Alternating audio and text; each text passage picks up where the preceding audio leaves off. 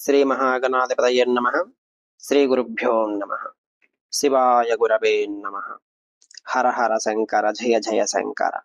కంచి శంకర కామాక్షి శంకర. కంచి పరమాచార్య లీలలు నా యోగక్షేమం. కీర్తిశేషులైన మా తండ్రి శ్రీ మాగంటి శ్రీరాములు గారు పూర్వం విజయవాడ, రాజమండ్రి పట్టణాలలో కలప వ్యాపారం చేసి లాభాలు గడించారు. విజయవాడలో దక్కన్ టింబర్ డిపో మా వ్యాపార కేంద్రం. నేను విజయవాడ, మద్రాసు, బొంబాయి పట్టణాలలో చదివి పట్టభద్రుణ్ణి అయ్యాను. ఎల్ఎల్బి పట్టా కూడా సంపాదించాను. కానీ న్యాయవాద వృత్తిలో ప్రవేశించాలనే అభిలాష ఎన్నడూ కలగలేదు. చిన్ననాటి మిత్రులు గోపి, మురళి ద్వారా కంచి స్వామి వారి గురించి విని వారిని దర్శించాలని అనుకున్నాను. 1962లో ఒకసారి మద్రాసు వెళ్ళినప్పుడు నా సహాధ్యాయి శ్రీ వెంకటేశ్వరులను తోడు తీసుకుని తంజావూరు దగ్గర కావేరీ నదీ తీరంలో కళ్యాణపురంలో మకాం చేస్తున్న స్వామివారిని దర్శించడానికి వెళ్ళాను. నేను మాగంటి వంశీకుడని, మేము కమ్మవారమని చెప్పగానే, కమ్మవారని చౌదరులని అని కూడా అంటారు తెలుసా అని అడిగారు శ్రీవారు. నేను వారి వద్ద సెలవు తీసుకుంటున్న తరుణంలో శ్రీవారు హిందీలో దిలకోరాహై నీ హృదయం తెరుచుకుంది అన్న మాటలు మరుపురానివి. ఆ పిమ్మట దాదాపు 10 సంవత్సరాలు నేను కాంట్రాక్టు వ్యాపారం చేశాను. పెద్దగా లాభించలేదు. విజయవాడలో మా తండ్రి గారి కలప వ్యాపారం కూడా నష్టపోయింది.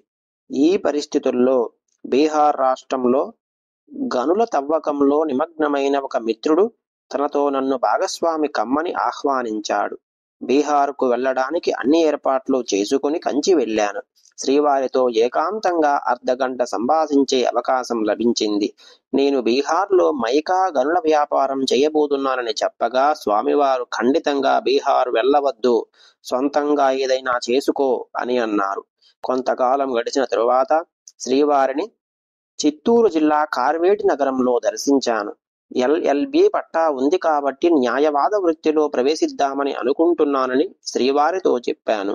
ఎల్ఎల్బి ఎప్పుడో పాస్ అయ్యావు కదా అని అంటూ, పిల్లలు ఎంతమంది నీకు అని అడిగారు. నాకు 3 కుమారులు అని చెప్పగానే శ్రీవారు 3 ప్రయోజకులు అవుతారు, అందరూ క్షేమంగా ఉంటారు అని సెలవిచ్చారు.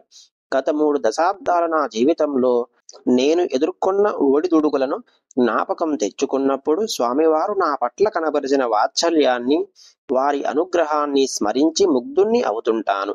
నా యోగక్షేమాలు శ్రీవారే తీర్చిదిద్దుతున్నారన్న విశ్వాసం నాకు కుదిరింది. ఇదొక జన్మాంతర విశేష ఫలానుభవ ప్రాప్తి అని తలుస్తాను. శ్రీ మాగంటి మధుసూదనరావు గారు, నడిచే దేవుడు పుస్తక సౌజన్యంతో.